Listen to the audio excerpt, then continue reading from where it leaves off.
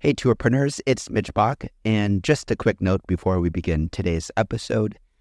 Tourpreneur is currently sponsored by Google. We're thankful for their support of our community, and we are offering with them a completely free course helping you unlock the power and potential of Google's Things to Do program, which is specifically helping tour operators add their tours to Google in new ways that gives you new exposure and more direct bookings. To learn more, go to tourpreneur.com/Google.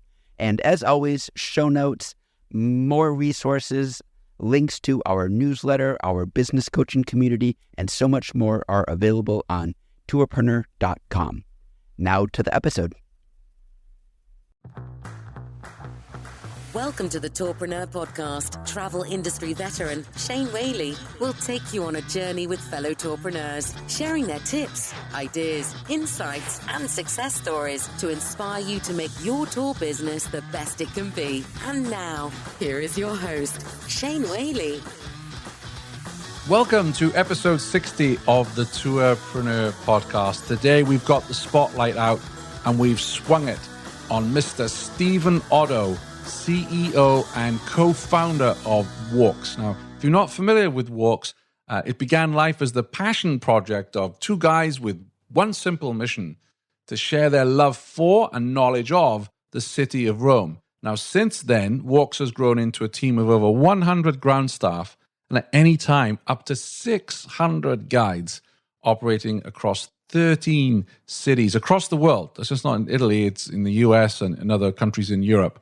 Now, I was delighted when Stephen said he was up for a conversation with us all here at Tourpreneur, because he is someone that I've seen speak several times at big industry events such as Arrival. I've read his interviews with other websites and media. I've listened to him on other podcasts, and I read his tweets because he's been involved in the tours and activity industry for, I think, 15 years or so. So you know how much we learn in 1 year being in this industry. Times that by 15, he's got a lot of opinions on what's happening with the landscape with tours. And I was really curious just really to find out what his story was and how he got started and how he's grown his business.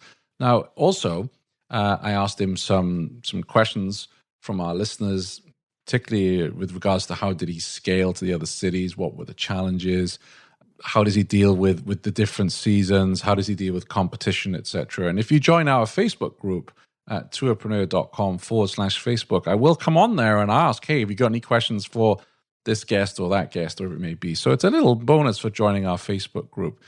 You can find the show notes for today's episode at tourpreneur.com/60. Stephen's also a member of our Tourpreneur group. So on listening to this episode, if you've got any questions, because honestly, I probably could have gone 5 hours based on his years of experience in the industry. But if you have a question, something I didn't ask, if you pop it on the group, I'm sure he will come and answer that for you. So without further ado, let's cross over to Boston, to Stephen Oddo. So before we go into your journey of building Walks, for those who are not familiar with your company, what exactly is Walks and what makes Walks so different from other walking tour companies? Well, first of all, when Walks started, we're about 10 years old now. We started as Walks of Italy. And at the time, there weren't a lot of companies focusing on the customer experience, on the uniqueness of product, and on the guides, specifically on really elevating what a guide can bring to the equation and bring that to the forefront. There were a lot of large group tour operators out there. I grew up in a travel agency background. Travel was in my family on both sides. And so I had experienced a lot of kind of the big travel guided tours. And so at the time, one of the main things we saw that was an opportunity was doing smaller groups. And there just weren't many companies, certainly not in Italy, focusing on that. So that really differentiated us when we launched the company. But also that we thought the guides could really bring the tour to life and make it an experience that was so much more memorable. So whereas a lot of companies at the time really saw the guide as just one of the resources attached to a tour. We need to have a ticket, we need to have a guide, somebody standing there. We thought much more intentionally about hiring, only the top guides and really working with them, paying well, and developing a relationship over time that was mutually beneficial. So I think that Walks, over its growth trajectory has gone from being that core of smaller groups and really quality guides and these, unique experiences and just taken that on the road and developed into many more destinations. We have specific verticals that we focus in on single attraction or multi-attraction type walking tours. Obviously, the name Walks implies walking tours, but we don't just do walking tours. We also do day trips. We do cooking classes. And so we kind of have different thematic products that we develop. That's really what makes us different. I think our focus is much more on the individual guides themselves that we're working with, on the product and the diversity of product and the differentiation. And we're actually much more focused on technology than probably people realize. How do you mean exactly? Well, we've been building our own technology since the very beginning. So your website and booking system is yours, or? Everything that we do with technology essentially is built in-house. So back in 2009, when we started the company, there wasn't really an option out there. I think Tour CMS was really just getting more popular. And at the time, the product that was there didn't really serve our needs the way that what we wanted to do. The intention was always there to develop something that could be utilized to launch in other cities. So that was, again, unlike many other travel kind of tour operator stories, we always went into it with the intention of building in many cities a replicable, brandable experience. And so technology was a really critical part of that. We wanted to control what was on the front end, what the customers would see, the booking flow, how that would happen, everything down to the email and to follow up. And then to be able to manage this, the operational platform to manage the business and the volume, there wasn't something really that existed, but we kind of had an idea of what we wanted it to look like. So we've been developing those tools ever since. And it's been a huge investment, but we now have, let's say, our own ecosystem of technology that really powers the whole business. And that must have been a huge investment. Yes, it's still one of our biggest expense items as a business every year. I don't recommend that be how other people go into it, but because of the timing of when we started, I actually have a background in technology and was particularly interested in how we could use technology to make running a pretty high volume tour operation in many destinations from a remote location work seamlessly, or improving the customer experience on the ground and the guide experience on the ground using technology. And again, I haven't seen anything quite as robust as what we have out in the market. So it becomes a bit of a competitive advantage for us. But now there are so many systems out there, and I've seen a lot of them. I've done the demos. I've heard on your podcast talking about some of them, and I think they have some great solutions. So if you are, starting a tour company, certainly building your own stuff from the scratch, I wouldn't do it that way today. I would leverage what's out there, maybe, invest in some technology, which I think all operators have to do one way or another. I mean, I love your website. It's very clean. Yes. The information's very clear. Yep. So our original site, which is walksofitaly.com, is still up and running as the Italy brand, which is obviously a very big part of what we do. It's where we started. We were only in Italy for the first 4 years. And obviously, we've grown outside of that. And now our global site is takewalks.com. So they all run on the same platform, essentially the same code base. And so that's something I don't know whether if we had it to do over, if I would have had started, with a more of a regional name and then developed into that. I know a lot of operators are kind of grappling with that. Well, I'm Atlanta Tours. Now, how do I be global? We didn't make that decision at the beginning. We started as Walks of Italy, then Walks of New York and Walks of Turkey, Walks of France. And then we started to bundle everything up, not till 2018 as takewalks.com, which is now the global site. So that's a brand you're trying to build. And I think that's a challenge for tour operators. Absolutely. That whole, I joked around before, I don't know the difference between a city sightseeing bus and a big bus. It's like, what's the route that's closest to me? What's the easiest to book? I'm not, and that's because both of those companies are very good and they do what they do well. How are you going to overcome that challenge of, let's say, for instance, I've taken a walks tour in Rome, I'm going to New York. How do you let people know, first of all, that you have tours available in New York? Right. So, that is part of the challenge. When we launched takewalks.com, it's out of nowhere. There's not really a brand platform, whereas Walks of Italy is known, takewalks.com is not. And so, especially in today's day and age, I think content is really important. Thankfully, we have a huge database of previous customers. We use a lot of email marketing to get messaging out, but that's not really enough, I think, to launch something at scale. like Walks, we haven't quite gotten it right yet. It's still iterating. The brand, the voice, the look and feel of the global site is a work in progress. There's been some great work done on it recently. I'm excited to get out there this year. So the challenge is to getting that message all the way out to the edges, to the face of the organization. And the face of the organization is the people that are actually coming into contact with our customers. And that, for Walks, is our GX team, which is our guest experience, call center and booking management team, who are really essential. They're the first line of a business that the customers interact with. And then, of course, the core of everything is the guides, the coordinators on the ground. We have a extensive network of coordinators, which is an in-house business in and of itself that manage the departures and the check-ins and all of that on the ground. And so those are the people who are really going to get the message out, and having a smooth, efficient experience on the ground and a quality experience with a great guide. That's where we can start to describe a bit more about what a Walks experience is, why we don't necessarily think we want people who like to take tours. We like the idea of them. I like to take walks. I'm a Walks person when I travel.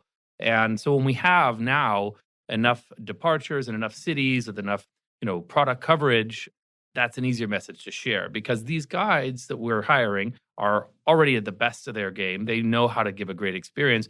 And they also now know that they're part of a network, a community of guides who are in other cities that they can recommend. Sometimes they meet them at some of the events we've had. We've had recently a global town hall guides, kind of a virtual opportunity for us to get people together and see the growth of the company. And the idea is to really bring everyone together, make it feel like a community, so that there is an incentive to say, hey, we're in all these destinations now. You can have an experience like this, like you had in Rome, in New York, or in Paris or London or San Francisco.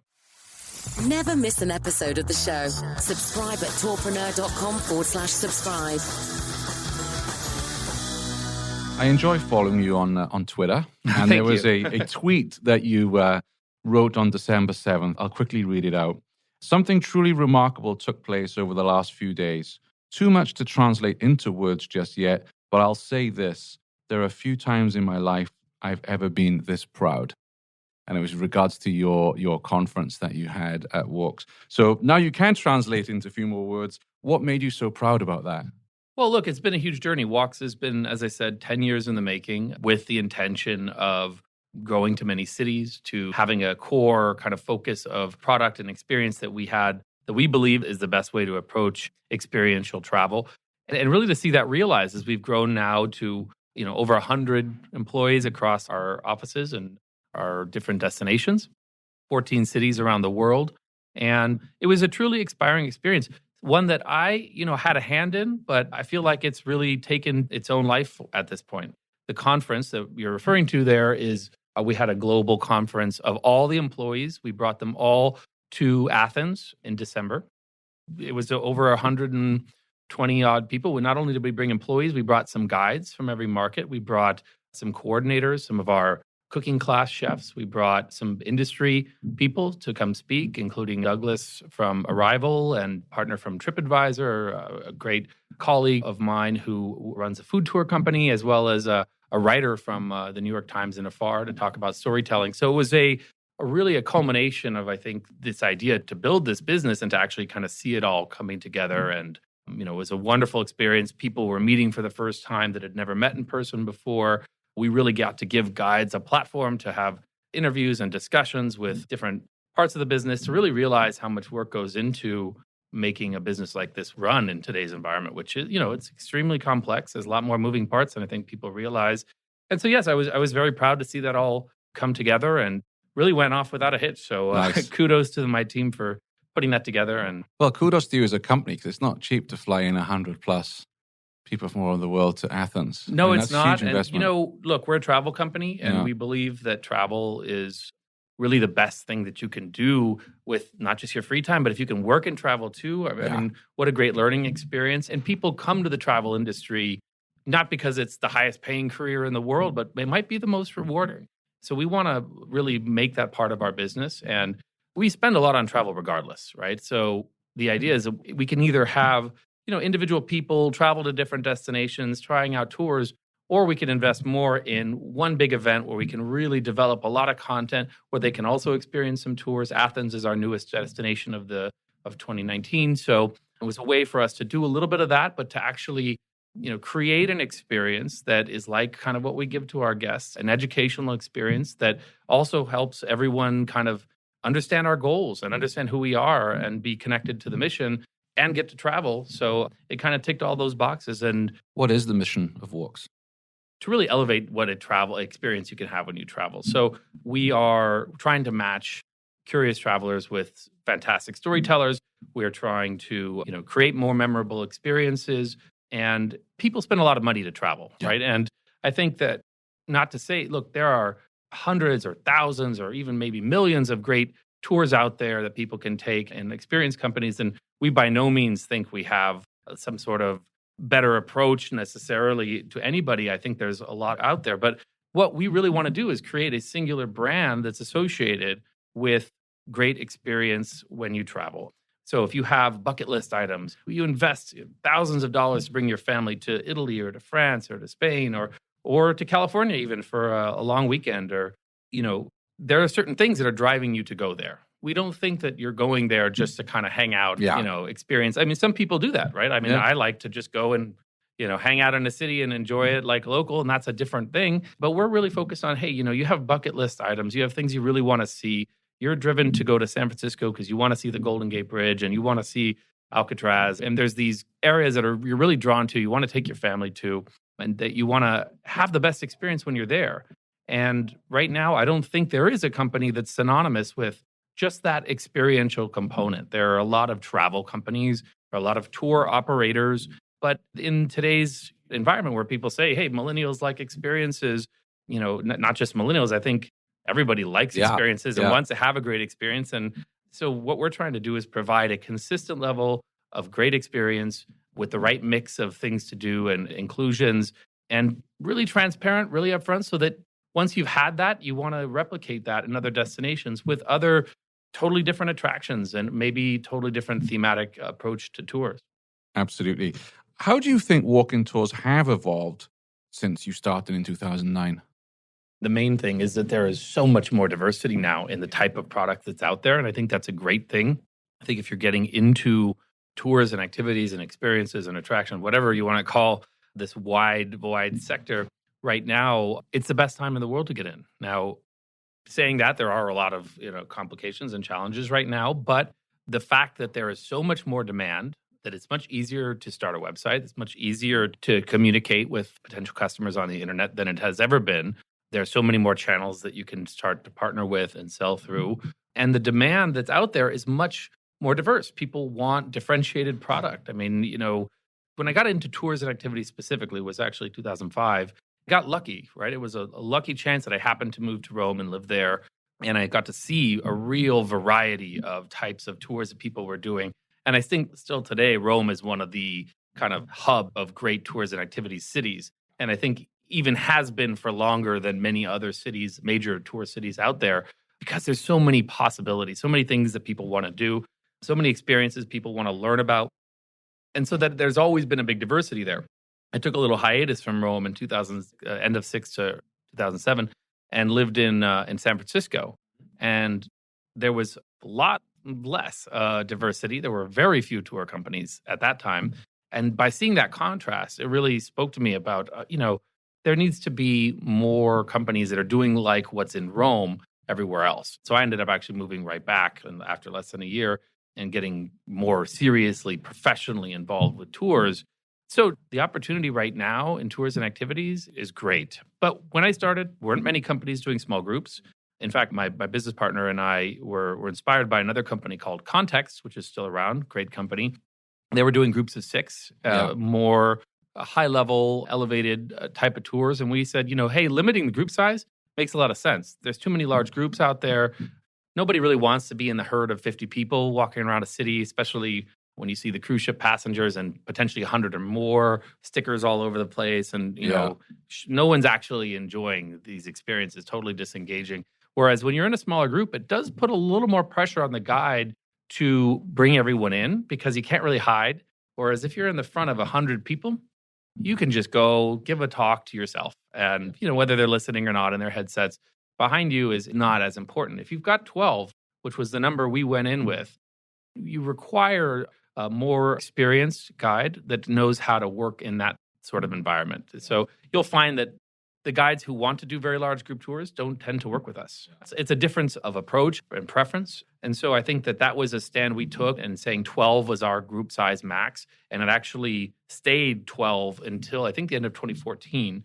We now no longer have a fixed maximum. However, our average is about 15. That's probably the biggest difference. Is there's so much more variety, so much more investment has gone into this space. And honestly, I never predicted that so much would have changed so quickly. And really, the first 3 or so years when my team and I were developing Walks of Italy, to then see what's really happened since, in 2013, 14, 15, just all of a sudden people started talking about it. And now the last 3 or 4 years, it's become magnified even more. And it's really amazing what's happening. I'm curious to know how you come up and devise your tours. So, for instance, I'm in New York City a lot. I've done Statue of Liberty to death, and Empire State Building and everything else. I'm always looking for new things to do. So I saw, for instance, you had a behind-the-scenes Broadway tour. You also had, appealed to me, was like the dark side of New York, I think a crime history tour, which I'm definitely going to take when I'm in New York City next. This is so different from just, hey, we're going to take a walk around the financial district and see where George Washington had a beer, whatever it may be. How do you come up with these different kinds of, almost like insider tours, I guess? Yeah. So, we've developed a lot of products. Different individual tours at Walks, well over 250 products have been developed, maybe more. Right now, I think we have between 150 to 170 products. There's been a lot of, let's throw everything at the wall. Let's try everything. And in fact, we probably were a lot more apt to try more and more products earlier on than we are now. One thing that is critical to creating a great tour product is to actually have a conversation with your guides. I think that the guides provide, like I said, they're the core of what we do, and not just because they deliver the experience, but because oftentimes they're essential to actually constructing great tours, great itineraries, getting those ideas in. And so we do work collaboratively with our guides to do that. But I think that there was a specific approach, right, which is still driving the company today. And that approach was, yes, there are lots of neighborhood walking tours, like you said. There are lots of, financial district. Take a walk around, look at some stuff. And we didn't really want to be that, because we thought and still think that that is something that's fairly easy to replicate. It's something that doesn't, in today's day and age with great podcasts like Tourpreneur and, audio tours and, self-guided walks and books and things, Wikipedia, I'm somebody who used to walk around with my laptop until the iPhones came around with Wikipedia, looking for Wi-Fi, trying to, just do it myself. If you can do that, there's not a lot of value added just by having someone do that if that's what you're doing. Now, when it becomes unique storytellers that are constructing a thematic tour, that's a different story. But there was a lot, and still are a lot, of companies just kind of walking people around, telling them facts about a neighborhood. And we knew we didn't want that. On the other extreme, there's a lot of, Statue of Liberty type tours. There's a lot of, here, we're going to take you to the main attraction. And we wanted to do that too, but we wanted to bring more to the table. So we wanted to think a little bit more, and I like to call it intelligently design the tour. Okay, great. You go to the Statue of Liberty too. Okay, great. You go to the Vatican or the Colosseum or the Louvre too. Well, what are you going to do differently? And so Broadway, actually, you mentioned there, is a good example where we looked at there were 5 or 6 walking tours on Broadway at the time. So we weren't going to just be another walking tour on Broadway, because then what's our special angle there? We're just walk around, talk to people about Broadway. Personally, being a big, Broadway musical fan, I said, I want to go inside. I want to get into a theater and actually see something behind the scenes. How do I get in? And I really wanted to do that on my first trip to New York back in 2001. My dad took me there for graduation, and I wanted to see all the shows, but I wanted to go in the theater and go behind the scenes and try to get on stage and go see the prop rooms, and that didn't happen. It didn't exist. Yeah. And when I moved to New York, it didn't exist either. And I was working with some different people to try to organize a way to make this happen. And a lot of times in our business, it takes a ton of time to develop these products. That specifically, the partnership with now Disney on Broadway, which has been great. We've run that for a number of years now. It's a very popular product for us. It took 2 years to get to a point where we had a partner who was willing to work with and open on a consistent basis to be able to develop that. And that's true of many of our tours, that maybe up to 2 years went into developing, talking to partners to get it just what we wanted to do. How did you convince Broadway then, or the theatres, to, if nobody else was doing this, to allow you? Because I watched the video where people are allowed to come in and touch the props and whatever else. I mean, this is something that, how did you get them to agree to that? Well, I mean, that's all on Disney. First, they took a chance on this. They were doing something kind of like that. You say they take a chance on you, but you must have been doing something for them to be impressed by Walks, to give that to you. I mean, I think that they saw that, Walks is a global operator, that we have a history of experience with many major attractions, that we could do justice and uphold the brand that in a way that was true to what they believe in. And, the people that we worked with to develop that idea were, they just saw a lot of value in the educational component of, people taking away more and feeling stronger about their shows and more incentivized to go to their shows if they did these experiences, not necessarily because it was a revenue driver. And that was a hard, fact of it, because a lot of the theaters we spoke to, which was all of them, it wasn't very obvious how this was going to be worthwhile, especially dealing with a lot of unions and so forth. So, there was a chance, but there already was an experience that had kind of existed for group booking. So if you were buying 50 plus tickets to a particular show with Disney on Broadway, then that would get you access to this. So it kind of existed, which really helped. Yeah. And then to be able to serialize that is the challenge. And I think that's true of pretty much any tour. If you're trying to create a new tour, especially if it includes third parties that aren't you, right? If it's you and your van or you and your guide, then that's a totally different thing. But if you want to include attractions or cultural sites or create an experience like that, food tours are a good example. Sometimes they have 4, 5, 6 restaurants that they're coordinating on a different daily basis, maybe having to swap them out. There's a lot you don't control there. And it takes a lot of time just to manage that component of that. And I think a lot of the ideal is that the customer, when they're experiencing, doesn't feel that. There's no pull there. They don't sense the coordination that's happening behind the scenes. It's just like, well, of course, this restaurant will be open at 10:30 in the morning with somebody here to greet me, to tell me about, of course they would, because the food tour comes here. But it's like, no, it didn't just appear like that. Restaurants don't have food tour hour. You have to go and you have to almost lobby them. And I think the food tour industry is one I'm really close to. I'm very admiring of what they do there, and I learn a lot from that. And you're an advisor to the GFTA, right? Right, that's right. So there's an organization called Global Food Tour Association, and it's a great group of food tour operators. If you're not a member and you're thinking of getting into food tours or are in food tours now, it's a great network. It's a community, really, of over 100 operators all around the world. And I've been working with them for a number of years now. Shane is a good friend of mine. He's from Chicago Food Planet, but also Food Tour Pros. And I think Food Tour Pros, which is essentially a mentorship business for people wanting to get into food tours, some of the biggest names in food tours started there, which I think is an amazing story in and of itself. So incredible group of people, really worthwhile. They actually joined up and partnered with Arrival in the last Arrival in Orlando, which I thought was great.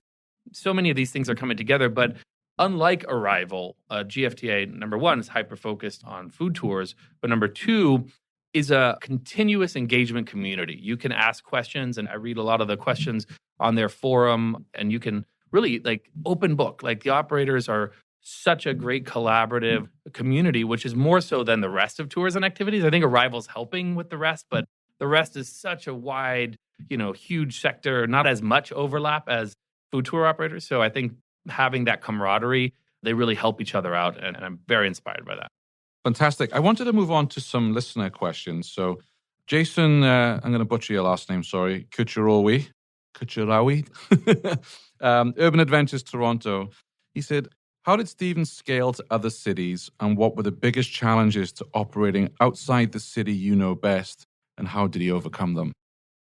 So, as I said at the beginning, the intention was always to scale into other cities. Starting in Rome, again, helped because, there's so much diversity there. We really cut our teeth and learned, how to develop the program that we wanted to develop.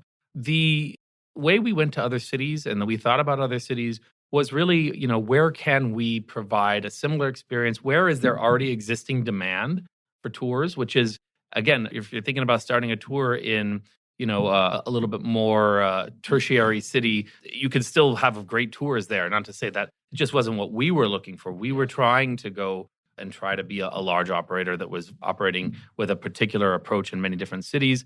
Again, I'm going to come back to the key is having great people. We work with locals in every destination. We have a full-time, if not two-person in every destination we're in. So work very closely with those people. We tend to hire people who have a background in travel or some experience in the city in events or something like this. And so I think that's major because then we can kind of say, hey, here's what we've learned. And here are the types of products that have been successful. And then we have an approach where we do a lot of analysis, a lot of research, a lot of spreadsheets are developed and looking at what's out there in the market, what isn't out there. We kind of gather information about what we know people are looking for. We look at search terms. We look at a lot of different things. And, so every year we've gone out and we've looked at the market and said, well, where could be the next great city for us? And we take a lot of information actually from our customers as well. Mm-hmm. So, our first city we went to out of Italy was actually New York. And the reason was that most of our customers are coming from the New York area, actually. So it seemed like, well, after we did Rome, Florence, Venice, which, obviously for Italy makes a lot of sense and are still our core cities, by far our highest volume, New York was, well, it's a similarly great walking city. However, that initial decision to go to New York was met with not nearly the success we were expecting. So there was a number of years where we struggled in New York to make it work. And that's because even though we had all this experience in doing things in Italy and knowing how customers behave there, it was very different in New York. And the products we originally developed, many of them were great ideas in theory, but in practice, we didn't have the demand for that. Trying to match those things was a challenge and still are. I think figuring out how our American customers like to book tours in Europe and then try to also have them take tours in, let's say, other cities in Europe, that we kind of get. But coming back to the US, their behavior is different. So I think that, our challenge has been and continues to make sure that, we're reaching those customers at the right time to make sure we can have them take tours in the other cities that we offer, especially in the US. But really our destination approach has been, are there a lot of people in the city that want to take tours, already taking tours, right? That's key. So we're not going to look for more rural destination or something. They really have to be somewhere where there's volume because we've built this infrastructure. We have, such a deep amount of connectivity to the sector. And so for us, it only makes sense to go into places where, we can be effective at some sort of scale and partnering with a great network of locals to create the guided experiences. And it constantly is being tweaked. And every season we rethink things and adapt. And there's no silver bullet to tourism. You can relaunch entire product lines or, redesign a product from the ground up. I've heard on your podcast operators that have really had to pivot for various reasons. And we do too. So, I think that at the end of the day, it's, there are certain things that people want to do. And we're not specifically in the business of trying to make them want to do completely new things. There are companies who have done that, and it's amazing when you're able to come up with something that's really far-flung, no one's doing, and all of a sudden a lot of people are doing it. When you're able to do that, that's amazing. But that's harder. Yeah. It takes a long time. And so we try to stick with things that we know people want to do and then try to come up with new ways to try to do those things. And how much research do you put into a new city? Because I imagine like licensing and red tape basically in Rome is very different from, say, San Francisco. Yes, that is a challenge. Jurisdictions and red tape and bureaucracy, every city has its own flavor. Thankfully in the US, it's a little bit more liberal in terms of guiding than it is in Europe. No, I'm not necessarily thankfully. I think there's pros and cons. I think what Europe really has going for itself is a very robust industry of professionalized guiding, yes, which I think the US is a bit behind on. We don't have nearly the, institutionalized guide careers that I would like to see here because it would certainly make recruiting guides in the US a little bit easier. Not to say, but we find great people and we really, we work with them over time and develop that organically. So yes, it is different operating in every destination. And a lot of time goes into that research. Some of that, as I said, is one of the first things we do is we hire a local person to kind of go and research those things. Okay, well, what do we need? Are there certain attractions that require certain licenses? Or are we going to need to, use vehicles here? Therefore, do we need to find a fleet of vehicles we work with? So there are different considerations some cities require, some attractions in some cities require local bank accounts. And we have to figure out how to set that up. And that can be a real challenge, especially in some places. So, all of these are different considerations, and if you're in the business of working in Europe, thinking of going to the US or vice versa, there's no sugarcoating it. It's hard. It's like running totally separate businesses. Sure. What would you say you've learned in the last 10 years when it comes to hiring tour guides? What advice would you have to a lot of our listeners that they're, expanding and hiring tour guides and find it quite difficult to find the right talent? And also, the interview process. How can they really test someone to make sure they fit the company and they really are passionate about the theme of the tour?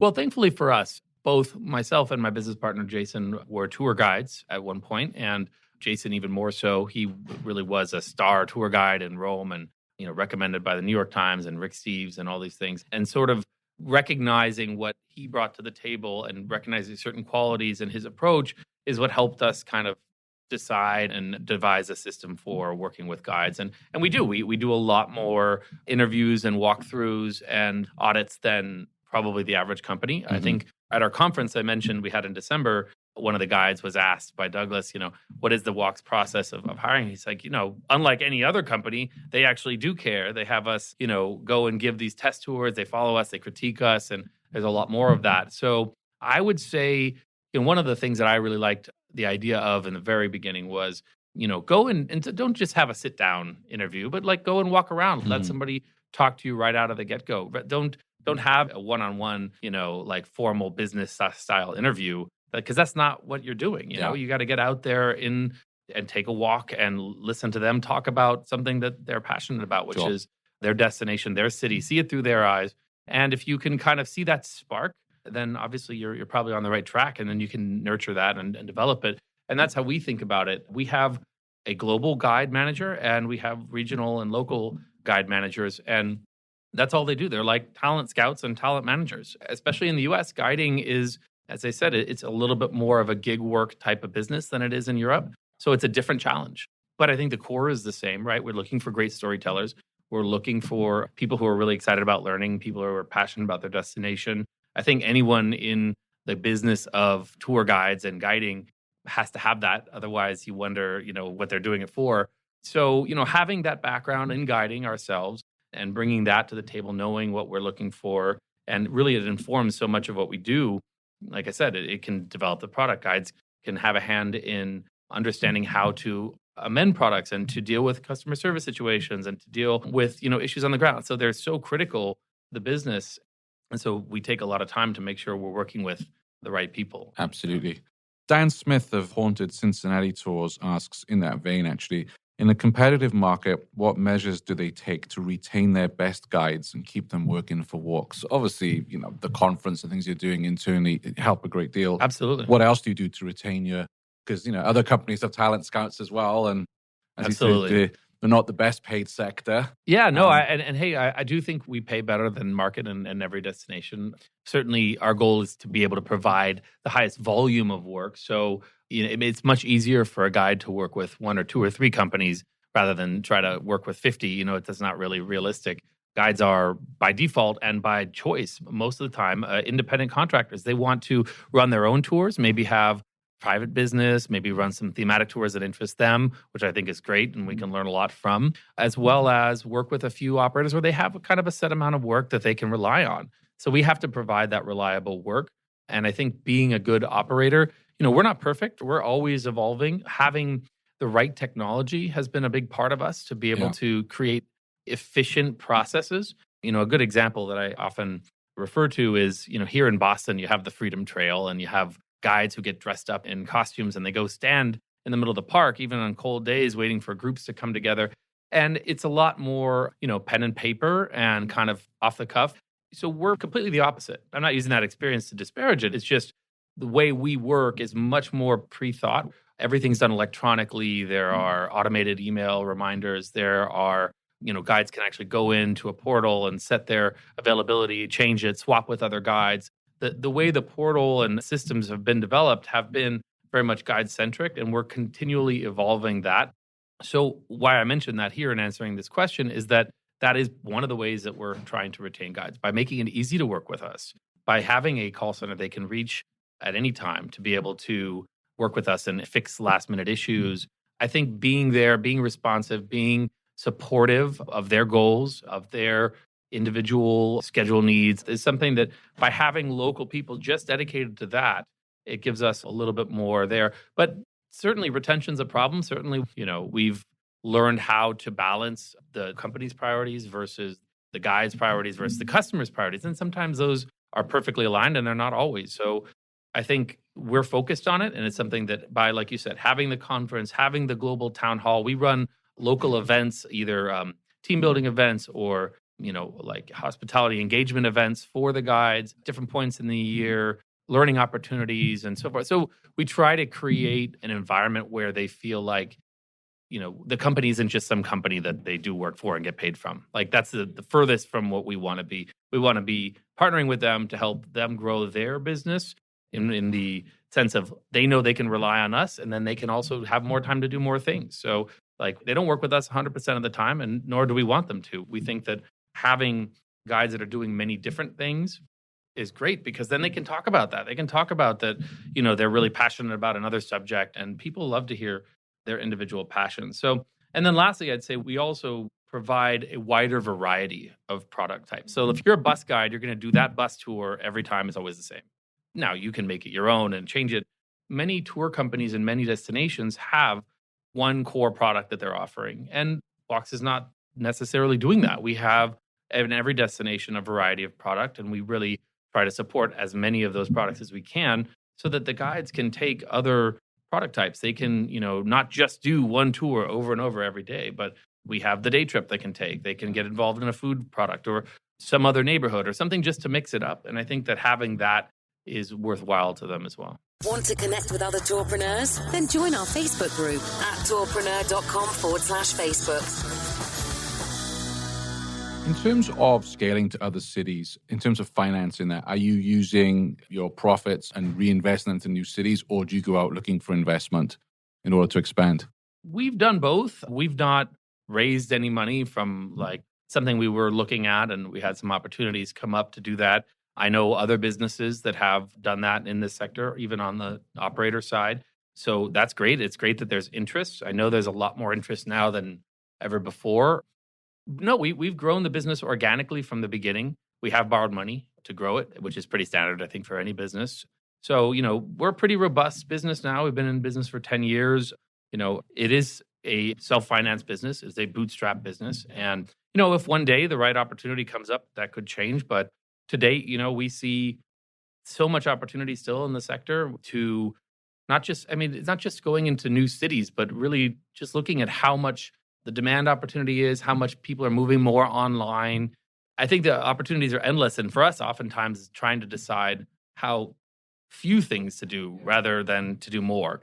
And I've talked to a lot of operators in tours and activities and hear about their different strategies, their different struggles. And oftentimes, I constantly try to repeat, don't try to do too many things. We did it too much at the beginning. We did custom tours, private tours, transfers, anything that somebody asked for, we would try to find a way to do.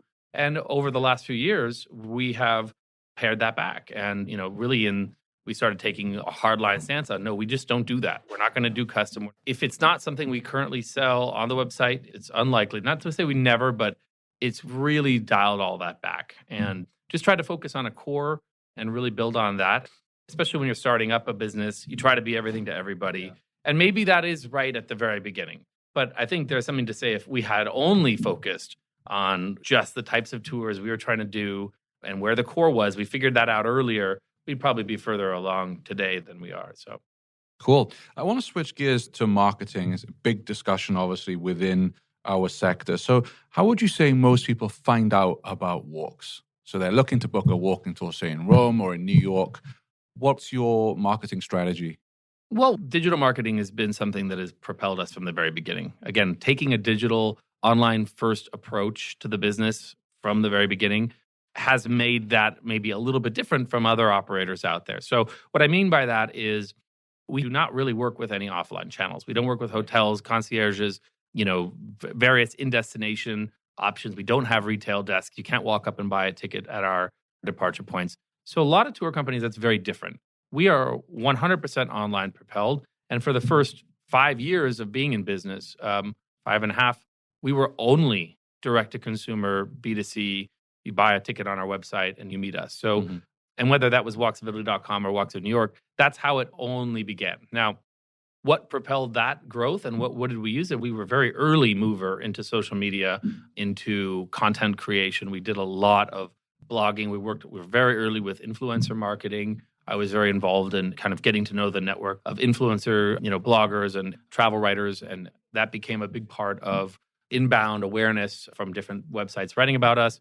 So for the first few years of us being in business, that's all we did. And really that came out of my experience with the travel industry growing up and OTAs and all that, and recognizing that, you need to have your core direct business if you're an operator, as a hotel, as an airline, whatever, because if you don't own your channels, then, any day, the wind blows a different direction and you're at the mercy of another. And so part of why we built our own technology, why we built our own brand, why we built relationships with traditional travel agents was because we wanted to have, people who were looking for us, for Walks of Italy, for this brand, rather than just a tour that's out there. And, I don't want just any Rome walking tour or New York walking tour. So that was a different approach. And because of that, it has informed us still to this day. We were also very early with Google Ads. We were investing heavily from back in 2010 and have really become very advanced in that over the years. And we have some of that in-house. We've worked with many agencies. We've done a lot in that area. We do a lot of retargeting. We do a lot of, various platforms that we're using for performance marketing. That's all very important to us. Also, the front end of our site, as we mentioned earlier, is very important to us and constantly iterating on that. So, it's a digital-centric approach. Today, we are really ramping back up content again. We've done a lot of video, probably more than any other operator out there. I would challenge to see if anyone's done as much video on the operator side as we have. Hundreds of thousands of hours of recorded video over the years, and we still are, trying to find ways to use the video. There's almost every tour page we have. Most of them have videos, or the vast majority. So that's important to us. And I think that is part of our future going forward, is doing more content, doing more video.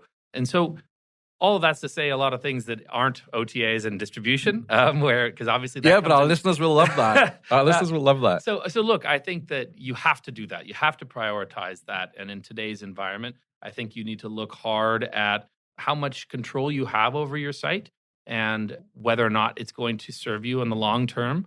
I do kind of raise my eyebrows at booking platforms that have fairly rigid themes on their front end, meaning you can't make a lot of changes, as well as charging your customers more than customers might pay on OTAs. I think the big challenge there is that we have to, as a sector, as operators, recognize that while there might be, great gains to be had by working with OTAs, and there are, and we certainly are in that camp. We have great partnerships with distribution and OTAs and lots of different types of companies.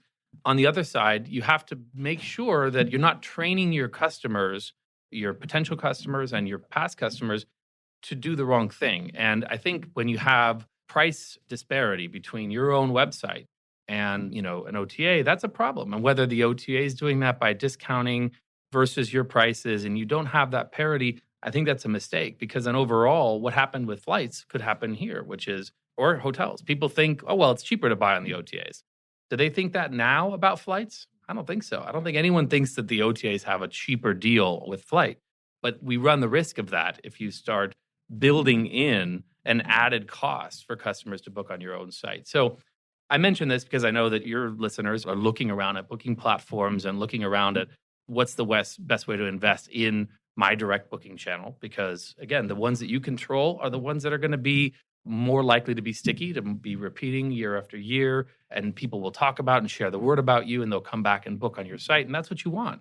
That'll create a sustainable business, and that's what we invested in for, essentially exclusively for 6 years, and then we started working with distribution. And again, that has been great too, but it's a very different thing, and it has to be managed differently, and we think that we can get a lot of value from filling seats, as a lot of these companies will tell you. It's incremental business.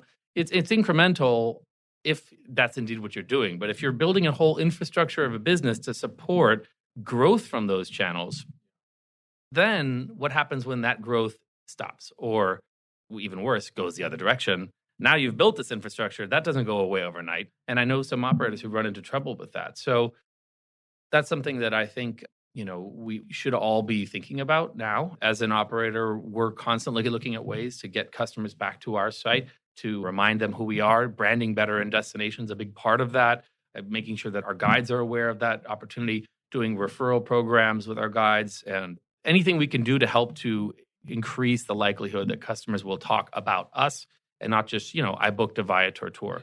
Now, people who think that they're on a Viator tour, that's great too, because they have built a great business and that it certainly provides a huge amount of business to us. So we're happy for that. So there can be both coexisting. And I think there should be, just like there should be a Marriott and an Expedia. There's value on both sides.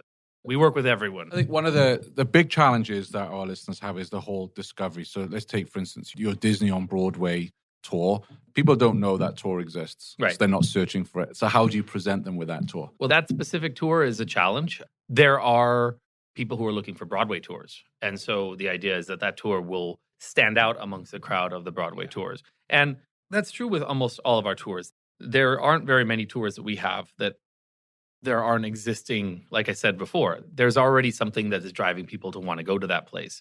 So to be able to get those tours to float up that aren't in an area, like if we were doing a more obscure kind of Bronx tour or something, it would be harder. Not to say it's not possible. And if that's what you're doing, you could do it. It would be harder for us because that's not really the way we're built. We're built for the mainstays, for the very popular things. That tour had been a challenge. It took a while to really get the awareness out there, to create the right experience and to get it eventually hooked into, travel agents were promoting it. This is the thing you should do. Youth groups knew about it, that like if they were going to go to Broadway, that they would do this tour. OTAs are a big help with that tour because, again, it helps them differentiate the product in an otherwise, noisy city like New York. It does stand out. So it does take time. The relationships you have with your partners at your resellers, having relationships with direct travel agents is helpful if they're booking travel frequently to a city like New York or wherever your tour is.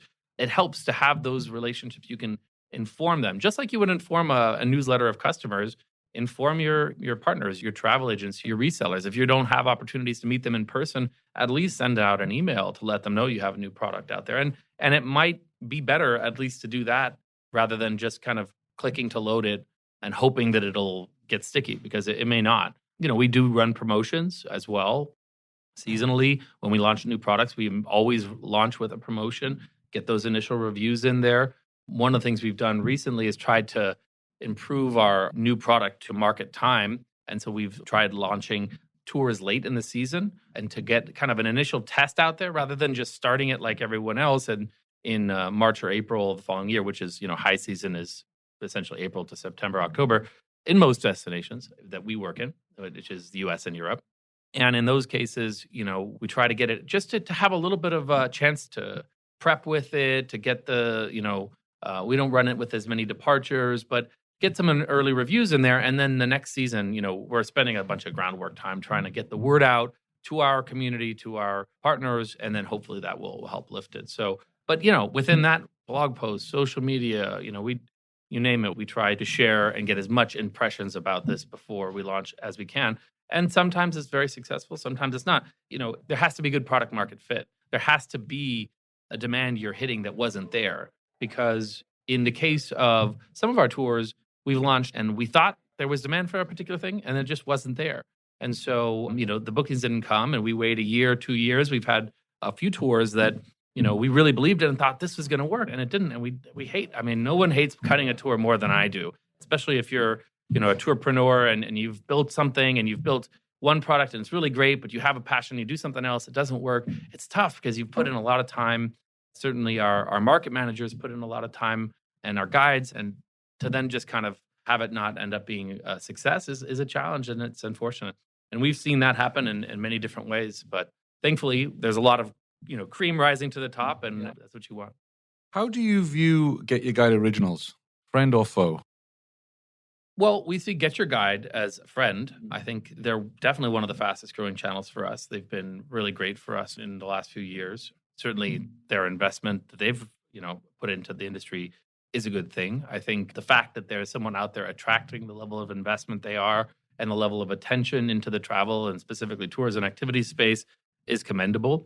I like the strategy for them specifically. I think that there are a few companies in this sector that are going to be able to do what they're trying to do there. I get it. I think it's smart. If you're the right operator for them to partner with and be their originals partner, great. That might be perfect for you. It might not be. I think there's a lot of space in this sector. And what I really like is that they have shifted. I've known the Get Your Guys for a while. And in the past, I used to use the Amazon analogy. I didn't really like the Amazon analogy because no one really likes Amazon. I mean, it's necessary evil, but like as a business, I'm sorry, I'm going to say it. Like they're not the company you want to aspire to be. Yeah, absolutely. And so I think that, in recent times, they've kind of shifted that to talking more about Netflix and saying, and now Netflix, I think everybody likes Netflix for the most part. I think the content they're creating is great. However, unlike Amazon, the Netflix originals are additive. They're helping customers stay on the platform, but they're not, taking eyeballs. They can be theoretically taking eyeballs away from other programming, but I don't think you'll find that other production companies who have their productions on Netflix are angry that they have their own productions too.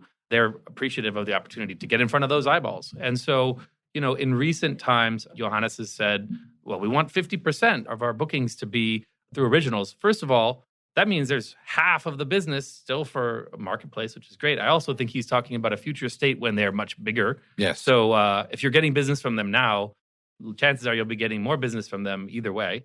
They've had originals out for a little while.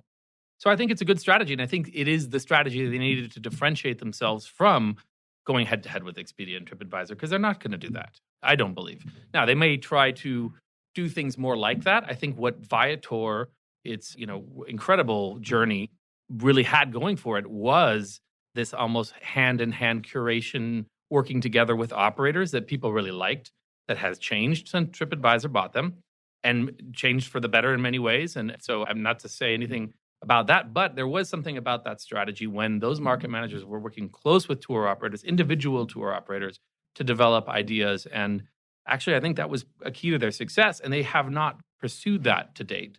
They have now shifted strategies. And I think Get Your Guide is stepping into that and saying, we'll be the tour operator partner. Yes, there is some, caveats. You do have to accept to wear their brand and to be truly almost a white label for them.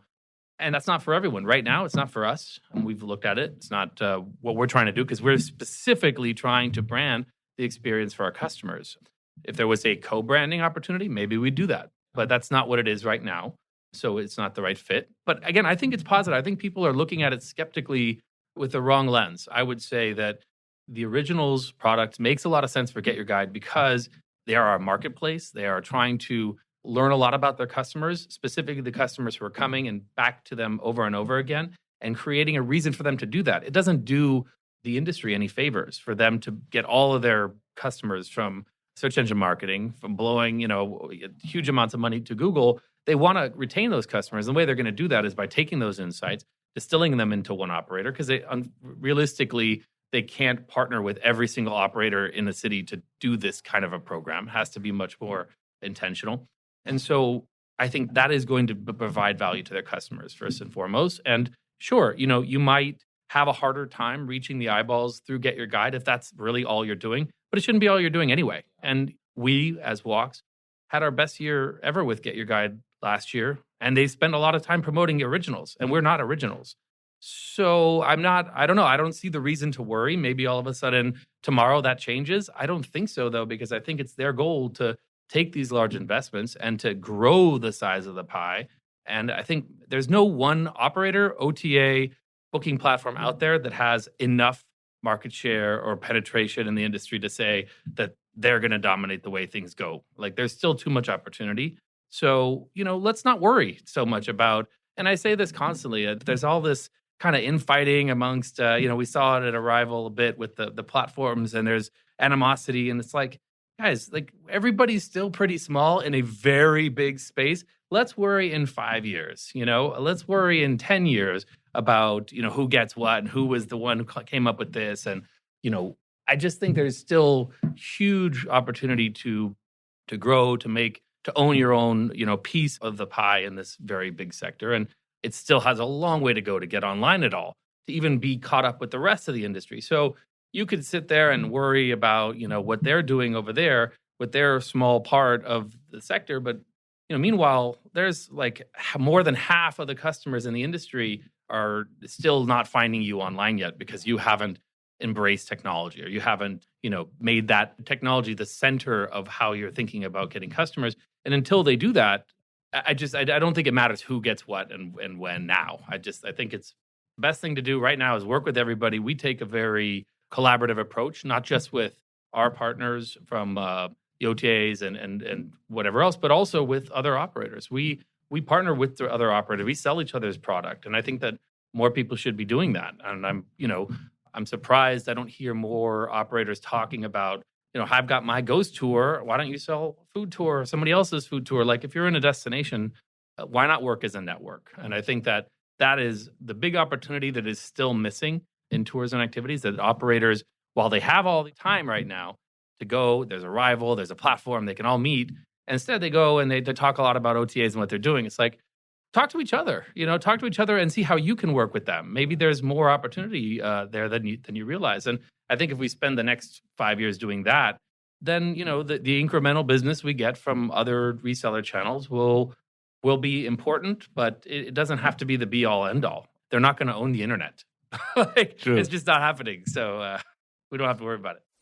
Did you know every weekday Shane curates the most interesting news articles in tours and activities and sends them out in a snappy daily digest? Grab your copy of the Tourpreneur Daily Briefing at www.tourpreneur.com. So other than having a new baby, congratulations on that. Thank What you. else? What keeps you awake at night? You seem very positive with the business, but what worries you? I hate to see what goes on in the political environment in the world right now. It's like part of the great thing about travel. It is a great equalizer. It helps you see the world from an open-minded lens, and it provides such a great educational opportunity. And on the other hand, it seems to be people are better traveled than ever before, and yet there's a undercurrent of kind of reactions against that and a more, insulated approach, which is a real shame. I see huge demand for travel grow every year, and that makes me happy. And then on the other hand, I see some of the effects of that, the over-tourism, the climate change, and wanting to be more part of that solution.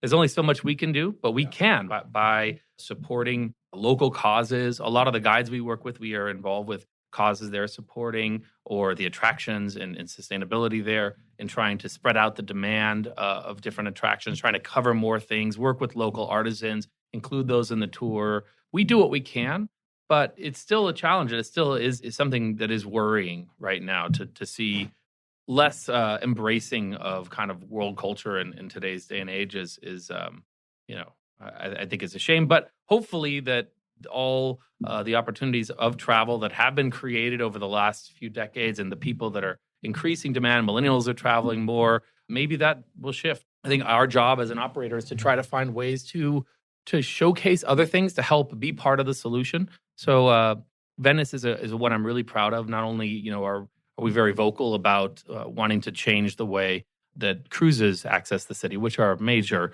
problem in the way they influx passenger volume into the city is a real shame, and the damage it's doing to the lagoon. And it's a very important ecosystem unique to the world, and unfortunately that is not really being taken care of well right now. But what we're trying to do is create other ways for people to see the city, looking at other things, not just the city center, but taking people out to some of the other islands.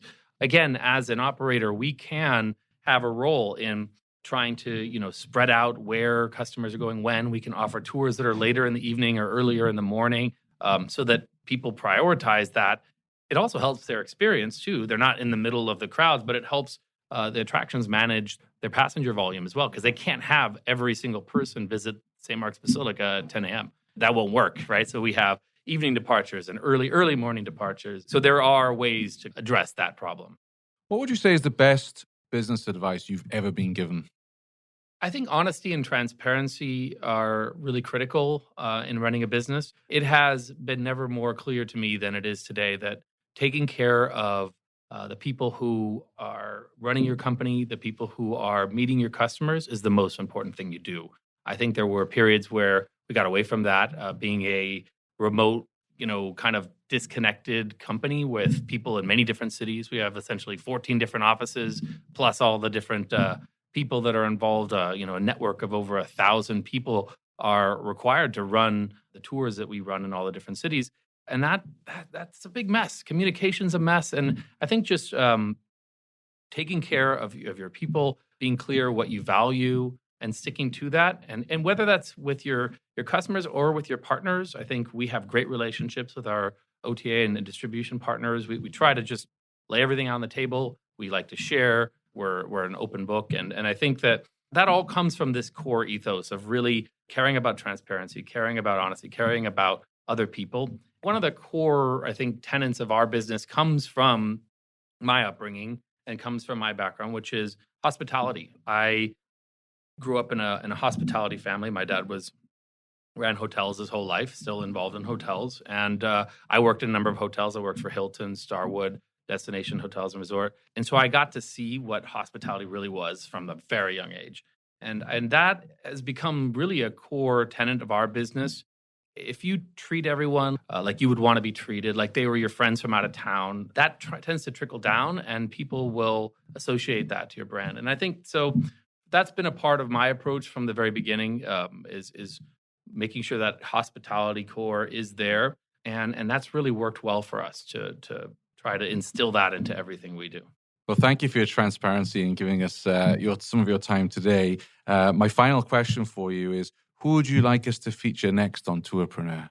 Oh, wow. That's a great question. Thankfully, there are a lot of options out there for you to choose from. Obviously, I know who I know. I'd love to hear from some of the GFTA folks, maybe Shane or some of the food tour operators that work with him. There's so many great food tours out there. I don't know if my friend Jack over at Fat Tire Tours, always loved listening to him. He was a rival, had some great things to say. Would love to hear more about what they're doing. We hear a lot from OTAs at Arrival, but I don't know, have you interviewed any OTAs yet? They've been a bit shy about coming on. Really? Yeah, and I'm speaking to a few of them right now about setting something up in February. I think their press team get a little bit worried. Yeah? Well, I mean, it's better than getting live on stage, I'll tell you that. Absolutely. At least you could just push the editing angle. But I think it'd be good to hear from more of them, especially if they were listening to some of the shows and listen to operators' voices. If they're not, they should. Yes. Because what a great opportunity to hear more about the challenges of the business that they're trying to promote and trying to be part of. So I think that hearing more from them on this platform would be great. Absolutely. We've had Tour Radar came on, which was a really cool episode because we interviewed on the multi-day side. So you guys do both. Because I know Bindle stuff was on here. That's as well. right. So you've got a couple of multi-days. Why not cover it all? And one of the things we want to do is a Meet the OTA series, and then a Meet the Res Tech, and not for it to be an infomercial, but to speak to some of the the directors there and heads of department, but then go speak to some customers as well. So, tourpreneurs that are working with that particular platform, because I never want Tourpreneur to be, that's like an infomercial. That's a great idea. It'd be also really cool if you could do on the spot piece with customers right after they've done a tour. I think that'd be kind of interesting to hear from actual tour customers. I've thought of that. I thought about going, because I'm so lucky. I get to go on so many tours, and I often want to take my microphone and interview people about what they thought about the tour. And it's tricky because, what I do here is B2B rather than B2C. Yeah. But I have been thinking about bonus episodes. Well, the only other one I'll leave you with then is love to hear from some tour guides, tour guides that are working for some of the companies. Obviously happy to share get our guides up here, but any tour company, I think hearing all the different types of tours out there isn't one kind of guide anymore, right? That's true. You have to be a specialist to really, with the type of demand that's out there today, you could be a chef, you could be, I heard the Wicked Weed guy. Yeah. I mean, what type of specialist is that? I don't know, but I want to hear from them. Yeah, no, we need definitely those episodes at Arrival were only 10 minutes each, so we need to go the full hour on some of them. Thank you very much. Thanks a lot. Thanks for listening to the Tourpreneur podcast. Be sure to visit tourpreneur.com to join the conversation and access the show notes, including links to the resources mentioned on today's episode. This is Tourpreneur.